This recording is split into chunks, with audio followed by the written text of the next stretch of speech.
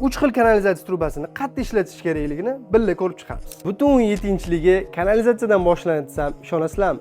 Qaysidir truba yillar davomida xizmat qiladi. Qaysidiri 1-2 yilda bosh og'ritadi. Birinchisi oddiy seriya truba. Ko'pincha uylarimizda oshxona, sanuzilida shu rangli trubalardan foydalanamiz. Bu trubaning pluslari arzonligi va ishlatishda yengilligi. Ikkinchisi tashqi kanalizatsiya trubasi. Deyarli har doim oranjiy rangda bo'ladi. Stenkasi qalin bo'ladi, ustidan shag'al, qum to'ksangiz ham bardosh bera oladi. Hattoki og'ir mashina o'tsa ham hech narsa qilmaydi.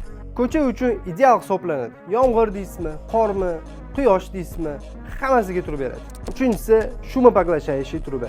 Ko'pincha shunaqa oq rangda bo'ladi.